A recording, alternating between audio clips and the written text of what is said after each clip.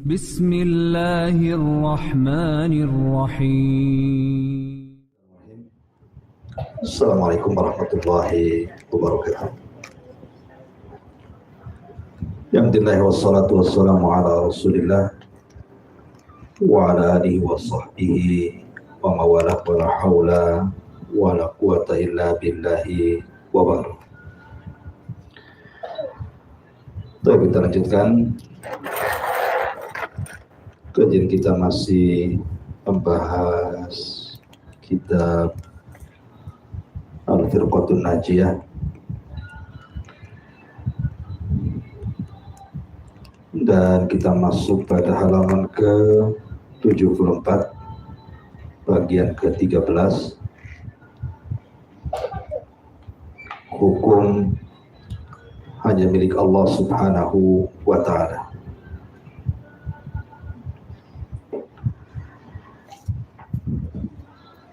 Di sini mu'allif rahimahullah ta'ala ingin menjelaskan kepada kita bahwa apapun perintah di dalam agama, baik berkenaan dengan akidah ataupun ibadah ataupun muamalah dan seterusnya,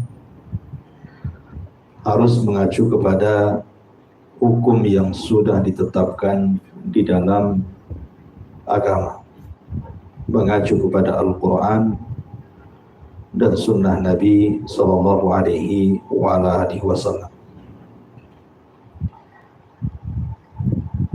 Dan sebaliknya, kalau seandainya kita tidak berhukum dengan Al-Quran dan sunnah Nabi Sallallahu Alaihi Wasallam, berarti kita belum menegakkan hukum Allah Subhanahu wa ta'ala. Baik, di sini yang pertama,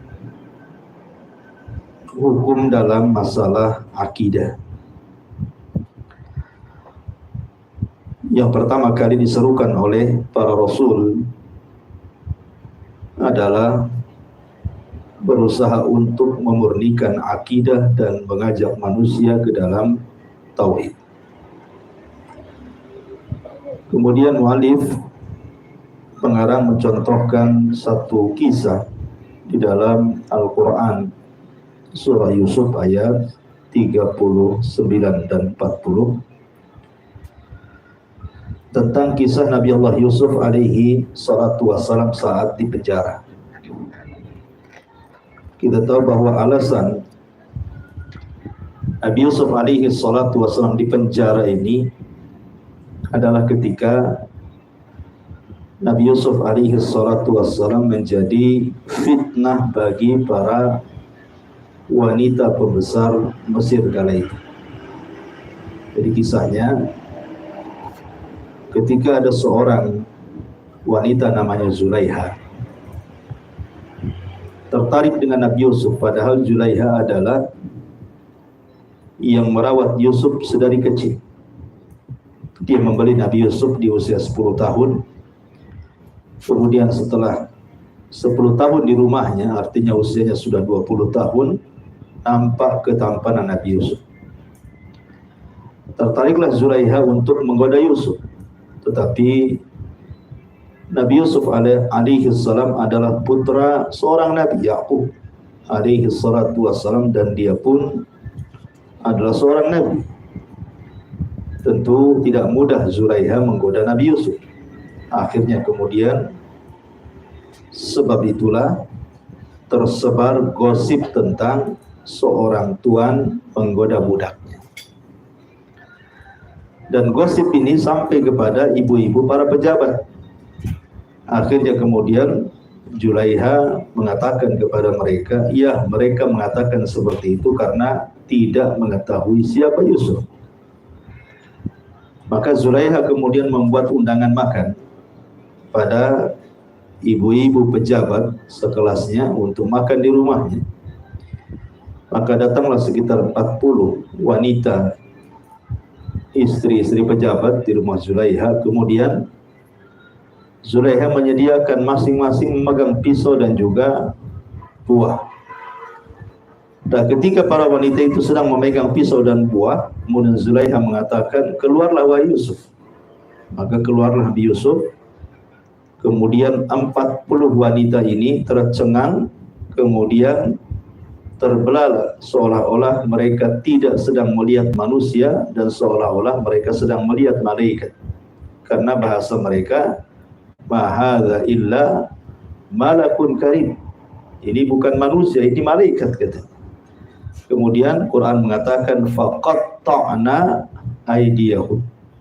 Kalimat qatta' menggunakan tasdid itu beda dengan qata'at tanpa tasdid. Jadi mereka mengiris-ngiris tangan mereka tanpa sadar. Kemudian setelah peristiwa ini terdengar oleh suami-suaminya, dikhawatirkan kemudian merasa malu, maka akhirnya sepakatlah para pejabat-pejabat ini untuk memasukkan Nabi Yusuf ke dalam penjara. Itulah sebabnya Nabi Yusuf kemudian masuk ke dalam penjara. Lah, dalam penjara ini Nabi Yusuf alaihi salatu wassalam berusaha berdakwah kepada penghuni penjara. Lah, dakwah yang disampaikan Nabi Yusuf adalah mengajak manusia ke dalam tauhid. Perhatikan ayat.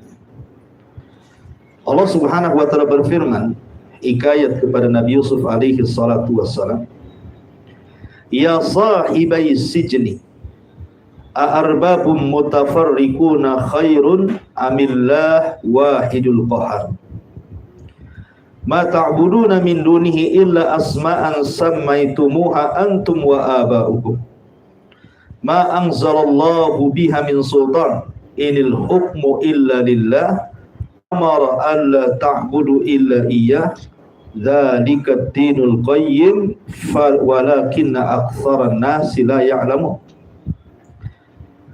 Wahai kedua penghuni penjara, manakah yang lebih baik, Tuhan-Tuhan yang bermacam-macam itu ataukah Allah yang Maha Esa lagi Maha Perkasa?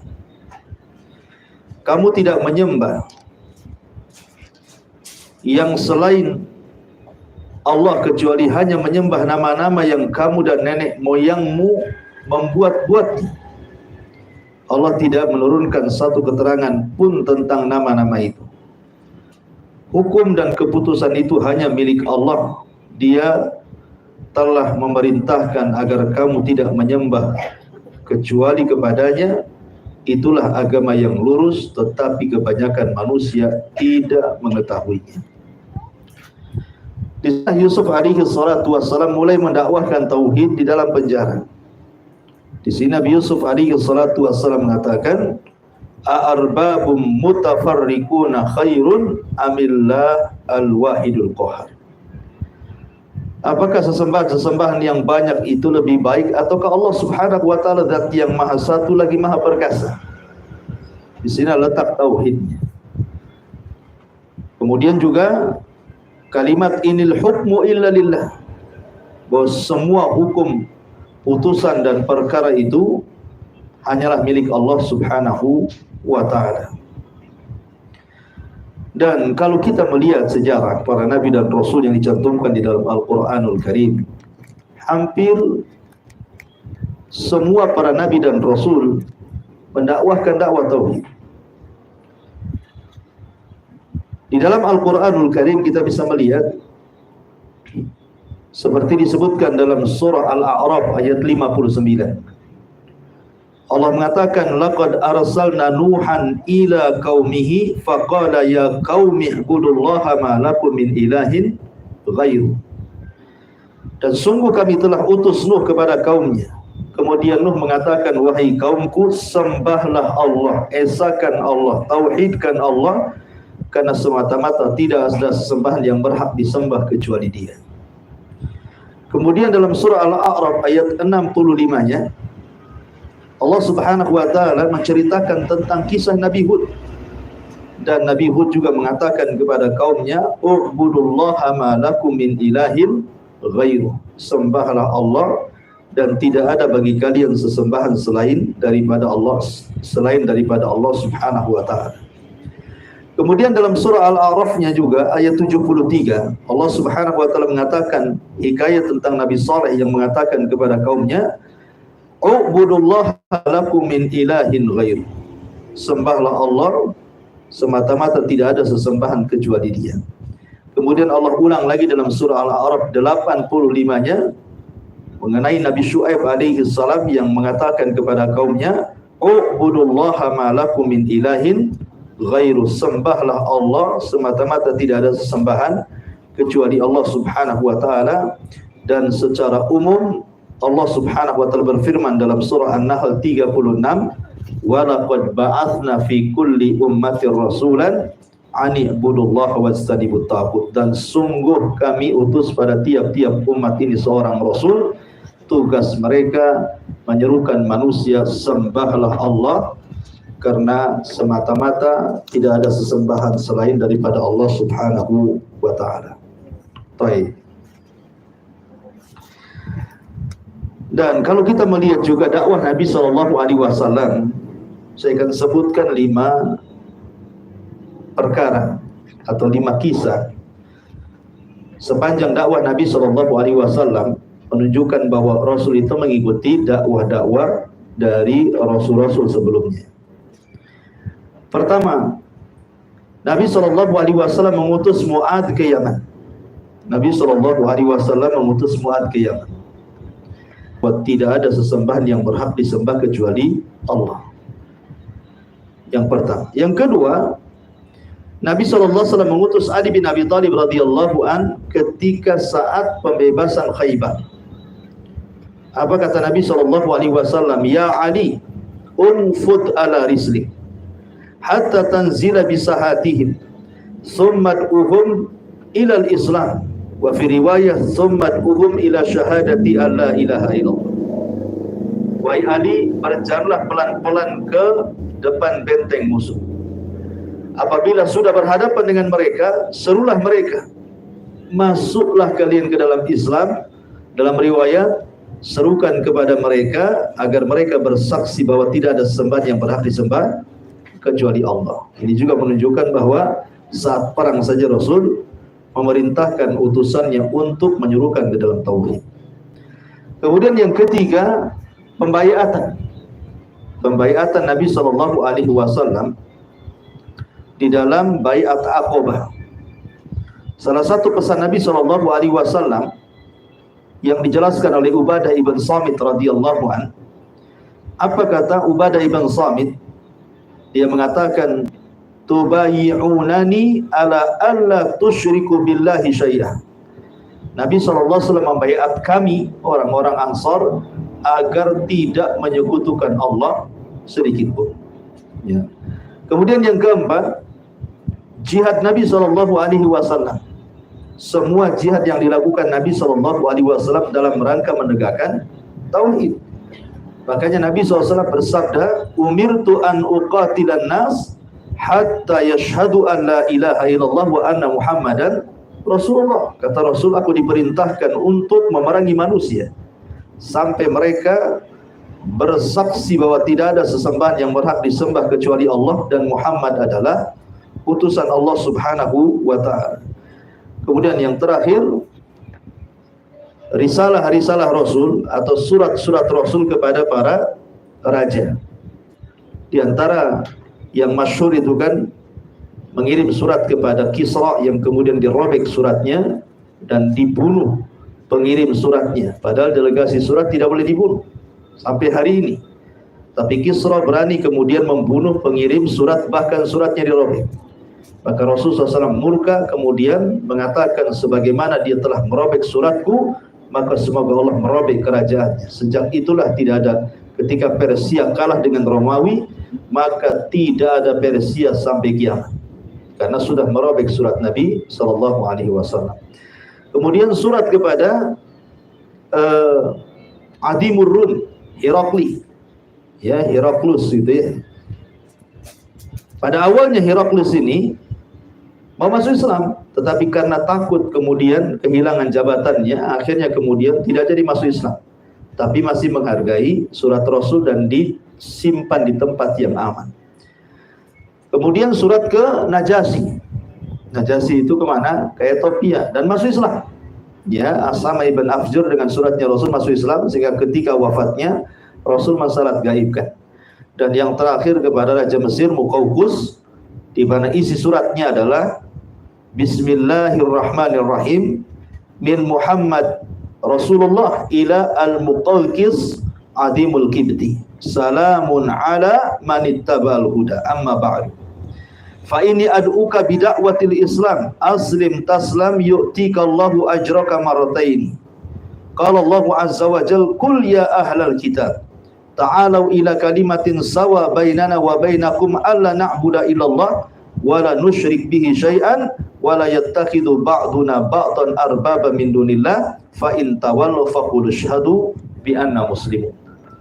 Bismillahirrahmanirrahim dari Muhammad Rasulullah sallallahu alaihi wasallam kepada Muqawqis, kerajaan Kibti yang ada di Mesir, karena dia beragama Nasrani. Keselamatan bagi orang yang mengikuti petunjuk. Amma ba'du, saya serukan kepadamu hai Muqawqis dengan dakwah Islam. Masuklah Islam, engkau akan selamat dan engkau akan diberikan 2 pahala oleh Allah. Kemudian Rasul mencantumkan 1 ayat, Qul ya ahlal kitab, katakan ya ahlal kitab, kemarilah kepada kalimat yang satu yang sama di antara kita dan kalian. Apa itu? Alla na'budu illallah wa la nusyrika bihi syai'an, agar kami tidak boleh menyembah kecuali kepada Allah dan tidak menyekutukan Allah dengan sedikit pun, dan tidak mengambil sebagian kami dan sebagian lainnya Tuhan selain daripada Allah. Kalau mereka berpaling, maka katakanlah, bersaksilah bahwa kami termasuk orang-orang yang berserah diri kepada Allah Subhanahu wa ta'ala. 5 poin ini menunjukkan bahwa secara keseluruhan dakwah Nabi SAW adalah membela tauhid, menyampaikan kalimat la ilaha illallah. Kemudian juga kalau kita melihat uslub ataupun thariqah Al-Quranul Karim, kita lihat di dalam Al-Quranul Karim secara umum, ya. Yang pertama, bahwa di dalam Al-Quranul Karim Allah Subhanahu wa ta'ala banyak menjelaskan tentang ayat-ayat rububiyah yang dilihat oleh manusia. Ayat-ayat rububiyah yang dilihat manusia seperti kekuasaan Allah, langit yang menjulang, kemudian bumi yang terhampar, gunung-gunung, laut-laut, dan begitu seterusnya. Lah ketika Allah Subhanahu wa ta'ala menceritakan soal makhluk-makhluk Allah yang kita nampak itu, tujuannya apa? Tujuannya bahwa di sana itu ada pencipta yang menciptakan itu semuanya. Tidak mungkin langit tercipta demikian. Langit, bangunan tanpa tiang tidak roboh, siapa yang menyanggahnya? Kalau bukan karena Allah Subhanahu wa ta'ala. Pohon dengan berbagai macam jenis dan buah-buahannya dan rasanya, serta lautan dan berbagai macam jenis ikan dan rupanya serta rasanya. Siapa yang membentuk dan menciptakannya kalau bukan Allah? Secara tidak langsung ketika Allah menjelaskan tentang Al-Kaun, ayat-ayat Allah Subhanahu wa ta'ala rububiyahnya, baik langit, bumi ataupun alam semesta, itu menunjukkan tentang tauhid. Bahwa di sana ada pencipta yang menciptakan itu semua, yakni Allah Subhanahu wa ta'ala. Kemudian yang kedua, di dalam Al-Quranul Karim, tepatnya dalam surah Al-Imran ayat 18-19, Allah Subhanahu wa ta'ala mempersaksikan terhadap dirinya. Allah mempersaksikan kepada dirinya sendiri dalam bab tauhidul ibadah. Allah mengatakan syahidallahu annahu la ilaha illahu. Allah bersaksi bahwa dirinya tidak ada sesembahan yang berhak disembah kecuali Dia.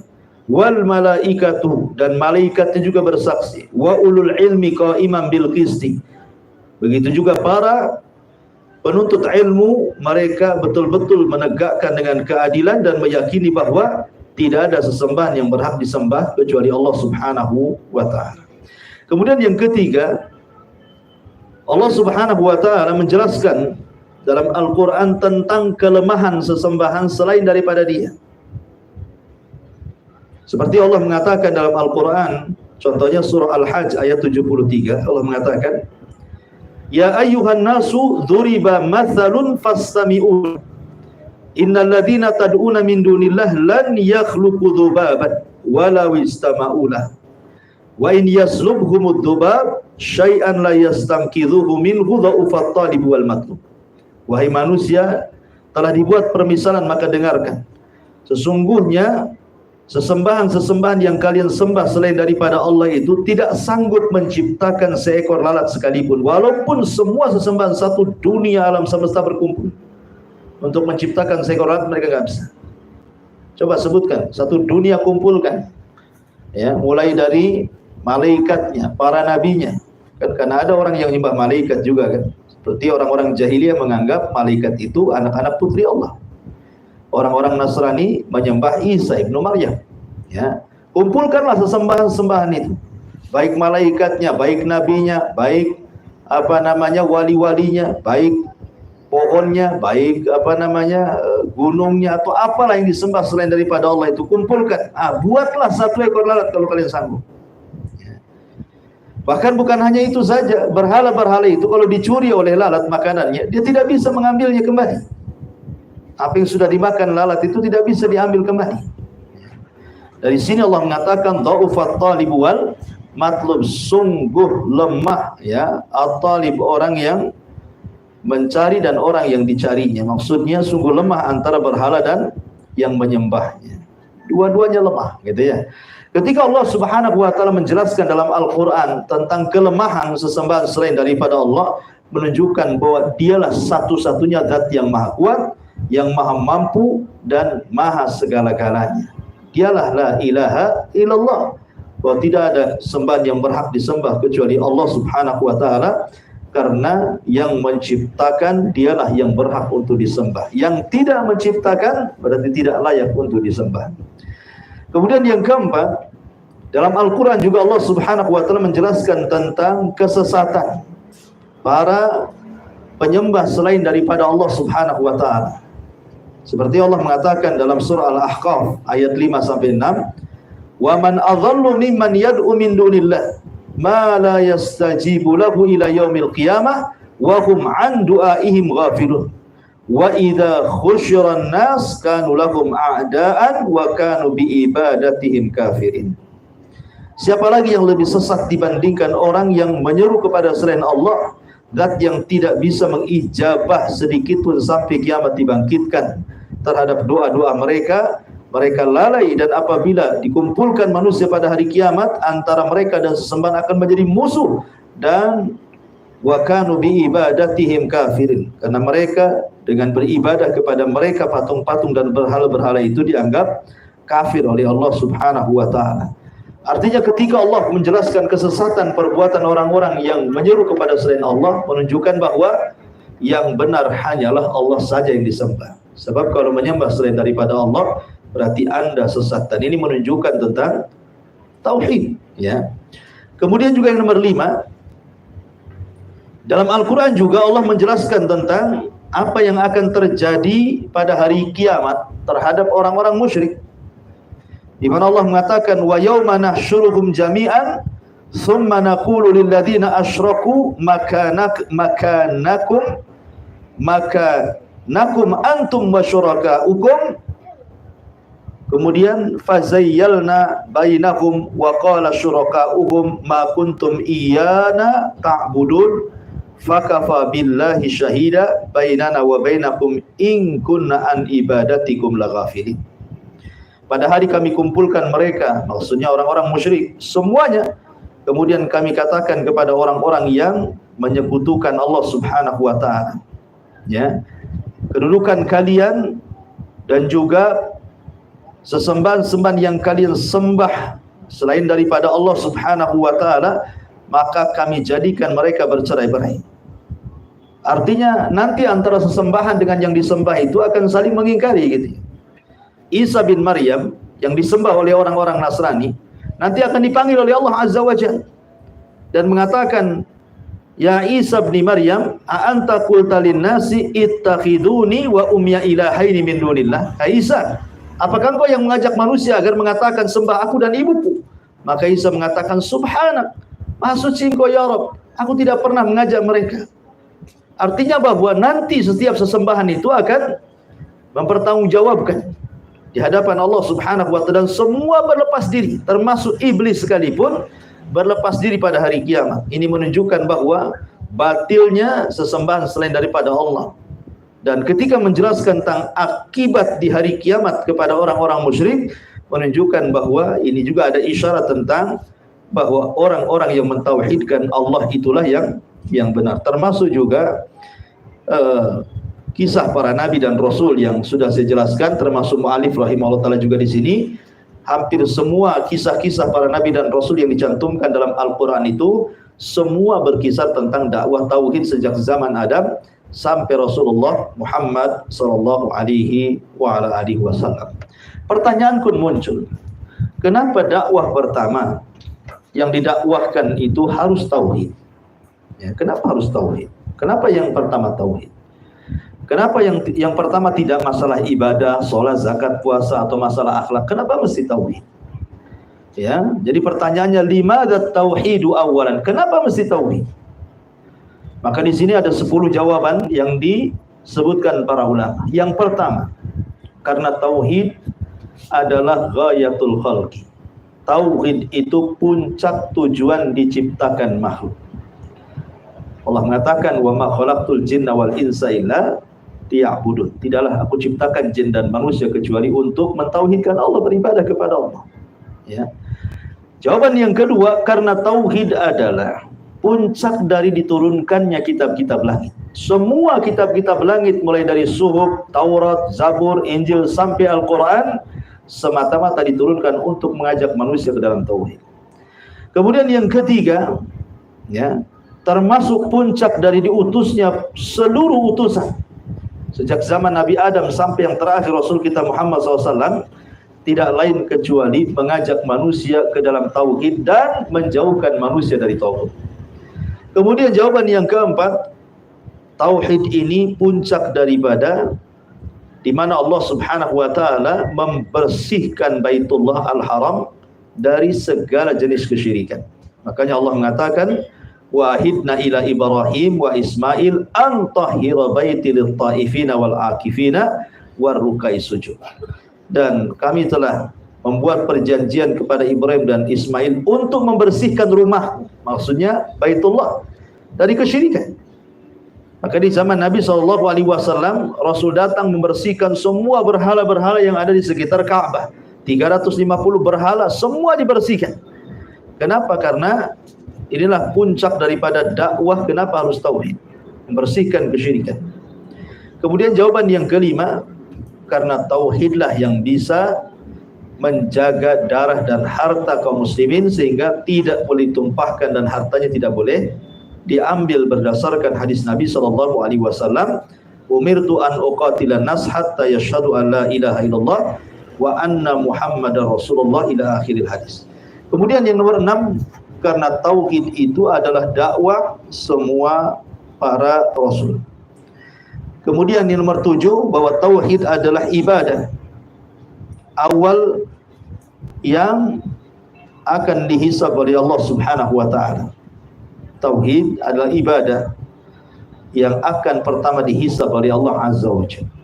Artinya menentukan keselamatan manusia di akhirat itu adalah tauhid. Makanya pertanyaan di kuburan saja yang pertama akan ditanya adalah man rabbuk, siapa Tuhan. Ini mengenai tauhid, gitu ya. Kemudian juga yang nomor 8, tauhid adalah ibadah yang merupakan awal dakwah setiap utusan, dan dia juga dakwah akhir setiap utusan. Makanya bagaimana wasiatnya siapa? Yakub saat kematiannya, dia mengumpulkan anaknya dan mengatakan, wa idh qala li banihi ma ta'buduna min ba'di. Dia berkata kepada anaknya, apa yang kalian sembah sepeninggalku? Maka anaknya mengatakan, na'budu ilaha, kami sembah Tuhan, wa ilaha abai, dan Tuhan bapakmu Ibrahim, dan begitu seterusnya. Kemudian yang nomor 9, karena tauhid adalah awal kewajiban, bukan awal saja, bahkan akhir kewajiban. Karena Rasul mengatakan, man qala akhiru kalamihi la ilaha illallah dakhalal jannah. Barang siapa yang mengatakan di akhir ucapannya la ilaha illallah, dijamin masuk surga. Kemudian yang terakhir, karena Allah tidak akan melihat kepada amalan siapapun, baik dari sholatnya, puasanya, zakatnya, dan semua ibadahnya, kecuali kalau tauhidnya benar. Makanya syarat diterima ibadah dua. Pertama tauhid benar dengan kata lain ikhlas. Kemudian yang kedua baru mencontoh Nabi SAW 10 sebab inilah kenapa tauhid didahulukan sebelum yang lainnya. Ma'asyiral muslimat yang dimuliakan Allah Subhanahu wa taala. Baik, kalimat tauhid ini adalah kalimat yang sangat agung sekali. Di mana kalimat ini bisa merubah segala tatanan alam semesta. Jadi kalimat tauhid ini bisa merubah seluruh tatanan alam semesta. Bagaimana Allah Subhanahu wa taala bisa merubah hewan yang sangat ganas menjadi lembut karena tauhid. Contoh kisah Nabi Yunus alaihi salatu wassalam. Ya, Allah mengatakan faltaqamahul hut, tiba-tiba ikan paus melahap Yunus. Tidak ada sejarahnya orang dimakan ikan hidup itu. Apalagi ikan buas sekelas ikan hiu atau ikan paus gitu ya. Matilah orang itu, apalagi berhari-hari dalam perut ikan. Tapi bagaimana dengan kalimat tauhid? Nabi Yunus alaihi salatu wasallam berdoa kepada Allah dengan doa tauhid kan itu. Ya. La ilaha illa anta subhanaka inni kuntu minadz zalimin. La ilaha illa anta, itu kalimat tauhid. Tidak ada sembahan yang berhak disembah kecuali Engkau ya Rabb. Ketika Nabi Yunus kemudian berzikir dengan kalimat tauhid di perut ikan itu, Allah jadikan ikan yang buas menjadi lembut. Ya, jadi kalimat tauhid itu bukan kalimat sembarang gitu ya, tapi bisa merubah seluruh tatanan alam semesta.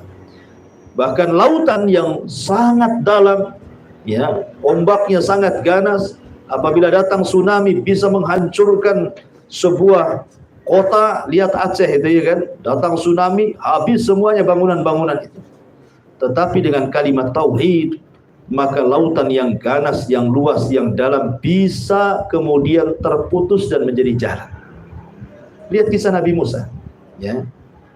Nabi Musa alaihi salatu wasallam ketika berhadapan dengan lautan, di belakangnya itu tentara Firaun. Kemudian Bani Israel mengatakan, "Inna lamudrakun."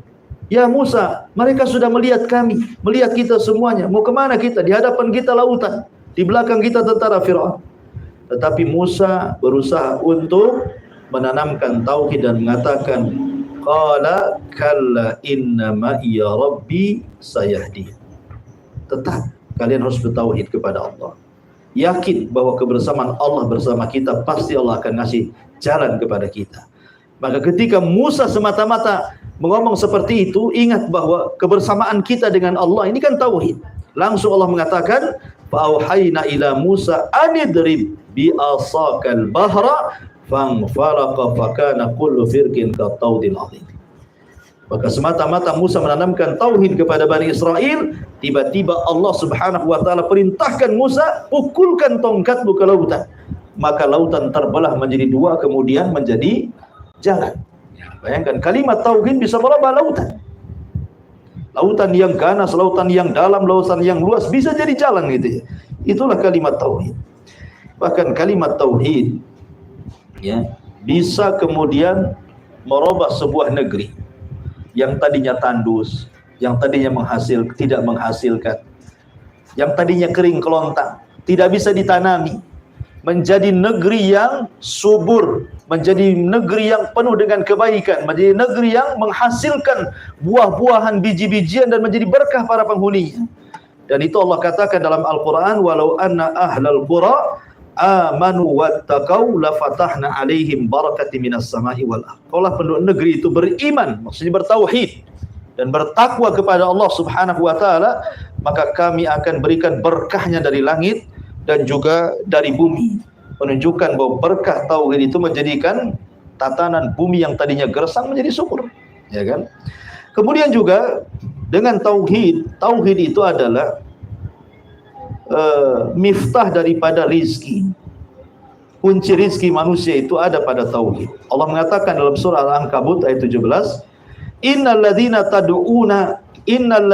ta'buduna min dunillah la yamlikuna lakum rizqa fabtagu indallahi rizqa wa'buduhu washkuru lahu ilaihi turja'un. Sungguhnya orang-orang yang kalian sembah selain daripada Allah, mereka tidak memiliki rizki kepada kalian. Carilah rizki itu dari Allah dan sembahlah Allah Bersyukurlah akan nikmat yang Allah anugerahkan kepada kalian.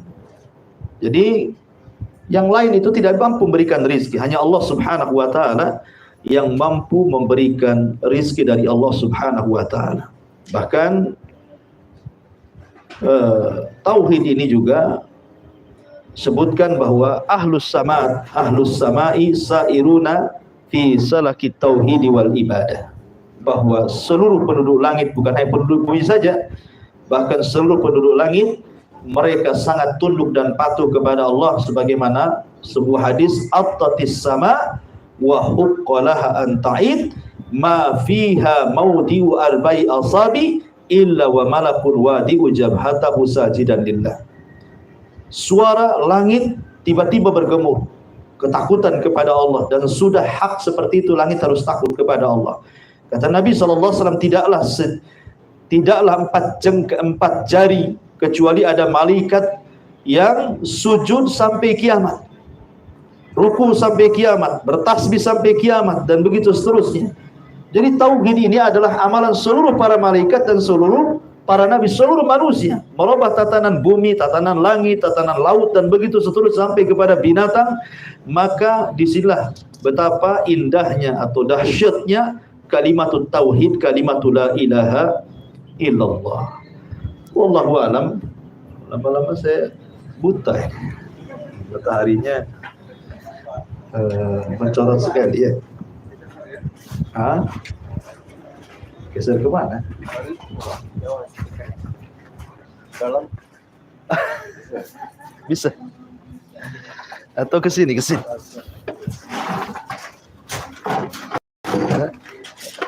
Nah. Kena juga. Memang suruh berhenti kajian. Nggak cukup ini kabelnya. Ini bisa diangkat. Bisa diangkat? Bisa. Oke. Yang masalah yang ya.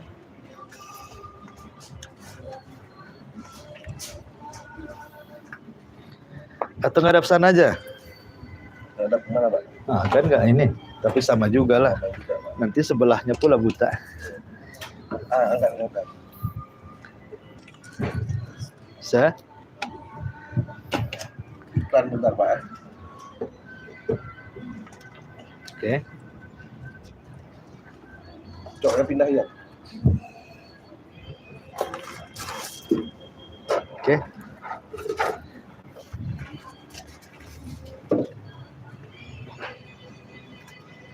Udah lah, cukup tuh. Udah sampai situ cukup. Coba angkat lagi.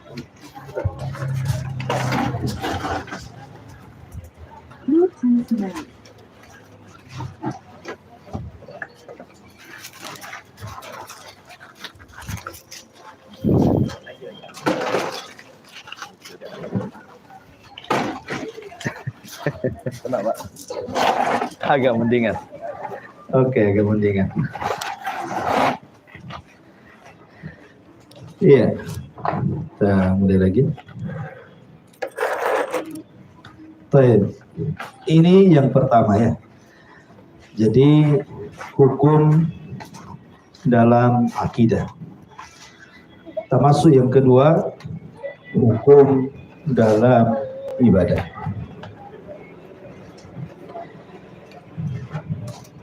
Hukum dalam ibadah dijelaskan oleh mu'alif di sini.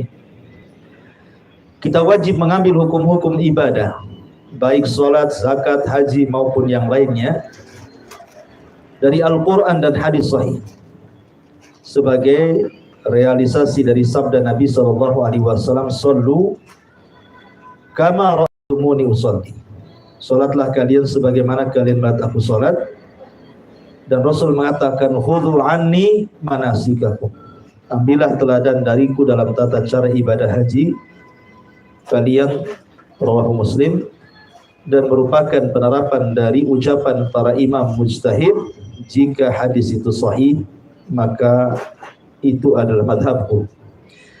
Jadi antara imam mujtahid terjadi perselisihan pendapat.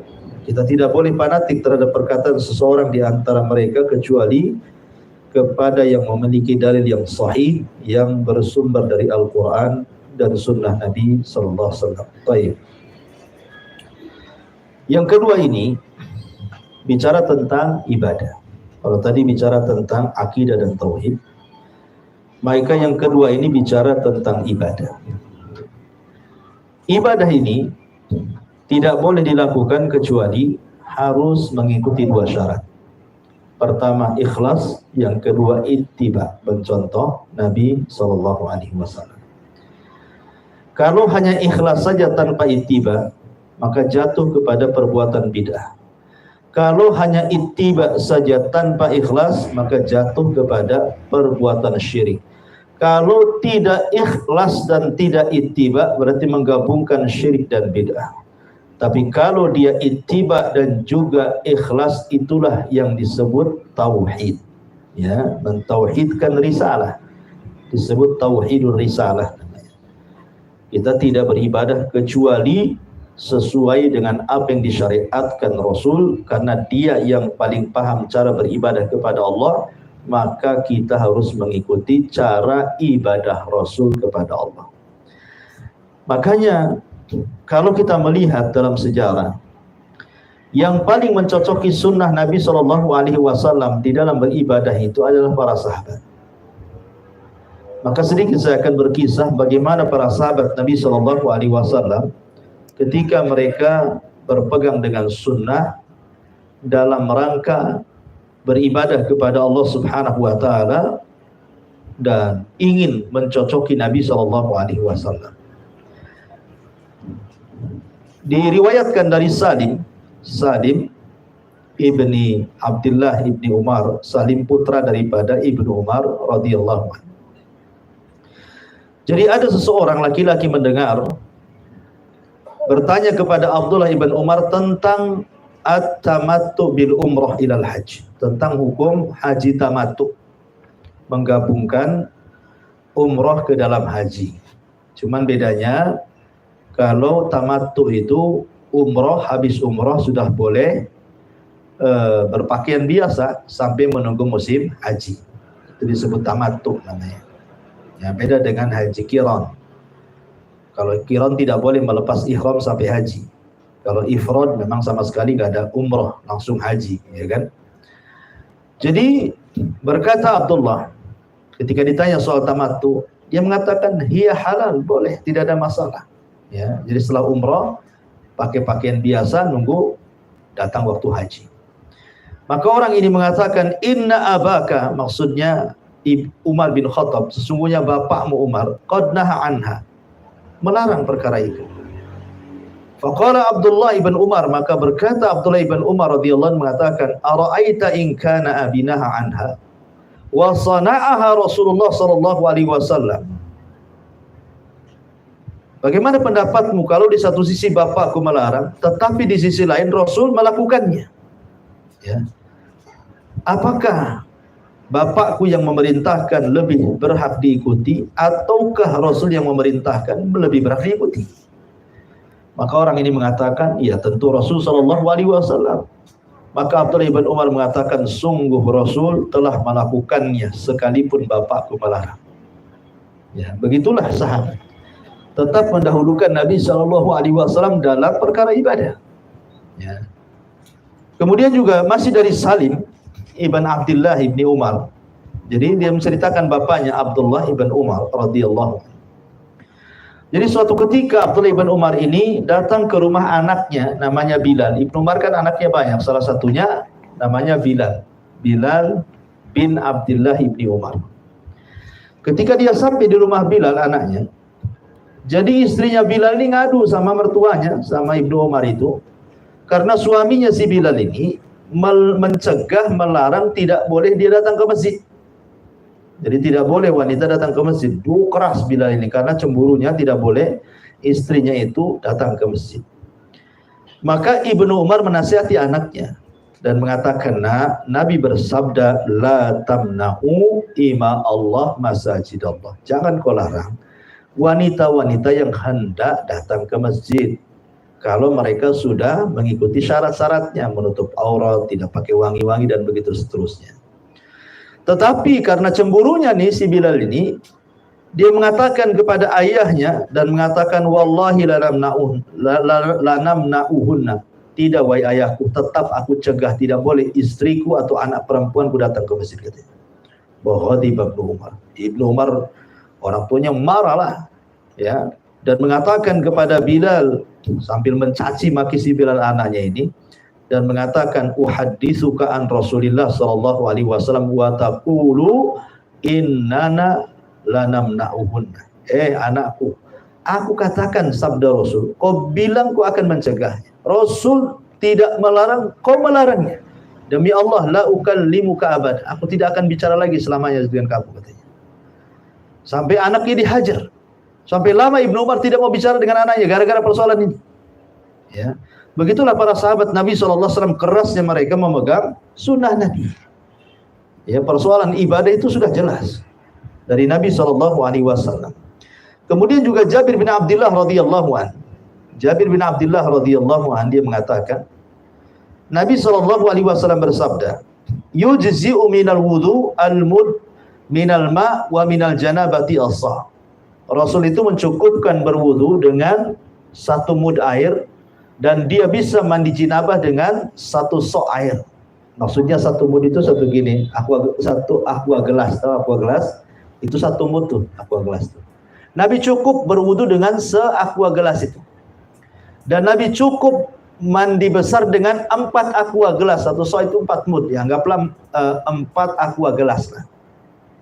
Jadi ada orang yang mengatakan di hadapan Jabir ini dan mengatakan, ya, faqala rajulun ma yakfini, kalau aku nggak mungkin cukup lah katanya. Masa wudu 1 aqua gelas, mandi dengan 4 aqua gelas, mana cukup katanya. Kalau aku nggak cukup katanya. Maka Jabir mengatakan, marah dia dan mengatakan, qad kafa man huwa khairum minka wa aktsaru sya'ran Rasulullah sallallahu alaihi wasallam. Gimana kau katakan tidak cukup? Orang yang jauh lebih baik dari kamu lah cukup. Orang yang lebih lebat rambutnya dibandingkan kamu dia cukup. Kau bilang kau tak cukup katanya. Ya, jadi bagaimana Jabir mengingkari orang ini? Ya, artinya bahwa bisa kita berwudu. Apa buktinya Rasul bisa? Masa kita tidak bisa gitu maksudnya? Rasul bisa kok. Walaupun satu aqua gelas itu untuk wudu, Rasul bisa loh. Kenapa engkau nggak bisa? Ya. Jadi ini menunjukkan bahwa Jabir ini mengatakan bahwa mengikutilah sunnah Nabi SAW pasti bisa gitu ya. Kemudian juga dari Ummu Habibah radhiyallahu anha dia mengatakan, Nabi SAW bersabda, man shalla 12 raka'atan fi yaumin wa lailatin bunya lahu bihinna baitun fil jannah. Barang siapa yang mengerjakan 12 rakaat rawatib dalam sehari semalam, maka akan dibangunkan baginya 1 istana di surga. Ya. Apa kata Ummu Habibah? Fama taraktuhunna mundu sami'tuhunna min Rasulillah SAW. Demi Allah, ketika aku mendengar hadis ini, aku tidak pernah meninggalkan seumur hidupku. Maksudnya sholat 12 rakaat itu sampai beliau mati. Ya, kata Ummu Habibah, aku tidak pernah meninggalkan sejak aku mendengar Rasul mengatakan seperti ini, aku tidak pernah meninggalkannya. Oh, luar biasa. Ya. Kemudian juga dari Zaid ibn Khalid al-Juhani radhiyallahu an, Rasulullah SAW bersabda, laula an asyqa ala ummati la amartuhum bisiwak inda kulli wudu, inda kulli salatin. Dia mengatakan, kaulah tidak memberatkan kepada umatku, sungguh aku perintahkan mereka untuk bersiwak pada setiap salat. Fakana Zaid ibn Khalid yashhad as-salawat fil masjid wa siwaquhu ala udhunihi. Maka sejak dia mendengar hadis ini, maka siwak tidak pernah lepas diletakkan di belahan kupingnya. Kayak kita naruh pulpen di sini. Di sini aja. Siwak itu tidak pernah lepas. Ya, 5 waktu bawa siwak. Karena Rasulullah mengatakan, kalau aku tidak memberatkan umatku, akan aku suruh siwak setiap sholat 5 waktu kan itu. Jadi katanya siapa? Zaid ibn Khalid al-Juhani, ketika aku mendengar hadis ini, aku tidak pernah meninggalkan siwak. Aku letakkan siwak di antara telingaku ini, kayak meletakkan kolam pena di sini. Selama di setiap hari itu 5 waktu, bayangkan. Kalau kita kan risih gitu ya, meletakkan siwak di sini terus kan. Tapi begitulah sahabat Ya, ingin mencontoh Nabi sallallahu alaihi wasallam. Kemudian juga dari Ali radhiyallahu an, dia menceritakan tentang kisah Fatimah. Fatimah ini mengadukan karena kelelahan, kecapean, bagaimana dia yang mencari kayu bakar gitu ya, kemudian dia yang mengadon roti, kemudian dia merawat anaknya yang banyak, lelah Fatimah ini. Akhirnya ketika mendengar Rasul mendapatkan ghanimah dan banyak budak, dia ingin meminta pembantu kepada Rasul SAW. Berangkatlah Fatimah, tapi ketika sampai di rumah Aisyah tidak didapati Nabi, yang ada Aisyah. Maka disampaikanlah kepada Aisyah keinginannya ingin meminta pembantu. Maka Aisyah menyampaikan kepada Rasul. Kemudian Rasul SAW mendatangi Fatimah dan Ali dan menundukkan keduanya dan mengatakan, aku sudah mendengar kehendak kalian berdua. Maksudnya, aku sudah dengar kalian ingin pembantu. Tetapi kata Rasulullah, maukah aku ajarkan beberapa kalimat yang itu lebih baik daripada pembantu laki-laki atau perempuan? Maka kata Ali dan Fatimah, apa itu? Maka Rasul mengatakan, apabila engkau hendak menuju pembaringanmu, bertakbirlah 34 kali, bertasbihlah 33 kali, bertahmidlah 33 kali, itu lebih baik dibandingkan pembantu. Maka keduanya mengatakan, demi Allah, aku lebih suka kalimat dibandingkan pembantu. Ali radhiyallahu sampai menceritakan, aku pegang wasiat Rasul ini sampai dalam kondisi genting saat perang Siffin sekalipun, aku tidak pernah meninggalkan amalan yang diajarkan Rasul. Takbir 34, tasbih 33, tahmid 33 setiap hendak tidur. Begitulah berpegang teguhnya para sahabat Nabi SAW terhadap ibadah yang diajarkan Nabi sallallahu alaihi wa ala alihi wasallam. Kemudian juga Jabir ibn Salim radhiyallahu an, Jabir bin Salim radhiyallahu an, dia mengatakan, qultu ya Rasulullah, wahai Rasul sallallahu alaihi wasallam, ausi ilayya, berikan wasiat kepada aku, katanya. Maka Rasul mengatakan, la tasubanna ahadan, wasiatku kata Rasul, jangan kau cela siapapun.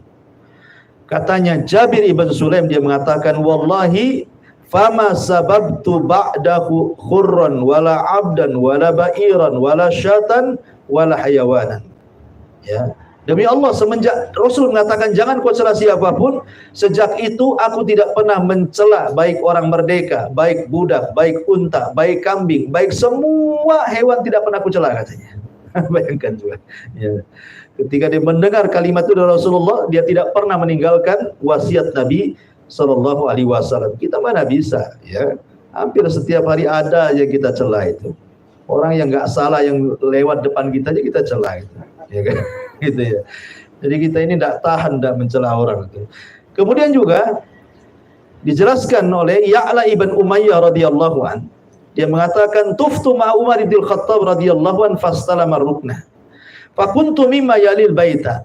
Falamma balagna ruknal al-gharbi alladhi yalil aswad jarartu biyadihi liyusallima faqala ma sya'nuk faqulu ana tastalim qala alam tatub ma'a Rasulillah SAW faqultu bala qala afara'aitahu yusallim hadaini ruknaini al-gharbaini faqultu la qala afalaysa laka fihi uswatun hasanah qultu bala qala fanfad anka akhraju Ahmad. Jadi Ya'la ibn Umayyah suatu ketika tawaf bersama Umar bin Khattab radhiyallahu anhu. Kan yang disunahkan diusap itu kan atau dicium Hajar Aswad, tetapi pojok sebelah Hajar Aswad itu kan tidak sunnah untuk dicium. Ya, untuk dicium, untuk dipegang pun tidak sunnah. Lewati saja kan gitu ya. Tiba-tiba ini Ya'la ibn Umayyah ini setelah mencium Hajar Aswad lewat ke pojok berikutnya, kemudian hendak diusap. Maka Umar bin Khattab menarik tangannya dan mengatakan, apa-apaan kamu mengusap pojok sebelah sini, katanya. Kemudian Ya'la ibn Umayyah mengatakan, "Loh, kenapa kamu melarang saya mengusap? Dan kenapa engkau tidak mengusapnya juga?" katanya. Maka Umar mengatakan, "Bukankah engkau pernah tawaf bersama Rasul kan? Kau lihat Rasul mengusap?" Kan tidak, kata Umar. Ya juga tidak, ya. Kalau memang Nabi SAW tidak pernah mengusap sementara dia uswatun hasanah, suri teladan terbaik, maka harusnya engkau mengikuti Rasul, jangan buat-buat gitu maksudnya ya. Dari sini menunjukkan bagaimana para sahabat itu tetap mengarahkan kalau bisa jangan menyelisih sunnah Rasul dalam setiap ibadah gitu ya. Dan banyak sekali kisah-kisah atau contoh yang lain seperti Mu'adzah bintu Abdillah. Mu'adzah seorang wanita bintu Abdillah, putri daripada Abdillah, dia mengatakan, aku bertanya kepada Aisyah radhiyallahu anha, ya, Ma balul haid taqdi shauma wa la taqdi shalah. Kenapa orang haid itu kok kalau puasa suruh qada, kalau salat tidak katanya. Maka Aisyah mengatakan, aharuriyatin anti, apakah engkau seorang haruri, seorang wanita khawarij, ya kan? Maka dia mengatakan, tidak, aku bertanya saja, kan itu. Maka Aisyah mengatakan begini ya, dulu waktu Rasul masih hidup, kata Aisyah, aku juga pernah haid. Tapi Nabi SAW tidak pernah memerintahkan untuk mengqadha salat, tetapi merintahkan mengqadha puasa. Dari sini menunjukkan Aisyah mengajarkan tahu hikmahnya atau tidak. Ya, kalau ini perintah Rasul sudah kerjakan, gitu loh. Jangan ditanya kenapa. Ini kan nanya kenapa kan? Ya, kenapa kok orang sholat itu kok nggak diqadha kalau haid, tapi puasa kok diqadha? Nah, Aisyah mengatakan sudah. Aku loh hidup di zaman Rasul, aku haid, Rasul tidak merintahkan mengqadha sholat dan merintahkan mengqadha puasa. Seolah-olah Aisyah melarang bertanya. Apa yang diperintahkan Rasul itu yang dikerjakan, itu maksudnya. Apakah kita tahu hikmahnya ataupun tidak tahu hikmahnya? Dan Aisyah mengarahkan bahwa orang itu kalau bisa tetap mencontoh Nabi sallallahu alaihi wasallam. Dan banyak lagi kisah-kisah. Intinya dalam hukum hanya milik Allah, termasuk juga hukum dalam beribadah. Tidak boleh kita beribadah kecuali harus mencontoh Rasul dan harus ikhlas karena Allah Subhanahu wa taala. Wallahu a'lam. Sampai di sini. Baik, sebelum saya tutup kita buat tanya jawab sedikit. 1 menit saja, silakan.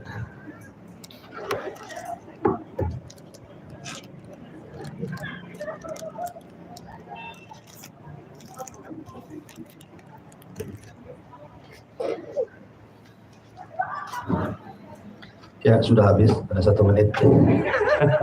Subhanakallah bihamdika, asyhadu an la ilaha illa anta astaghfiruka wa atubu ilaik. Allah ta'ala. Assalamualaikum warahmatullahi wabarakatuh.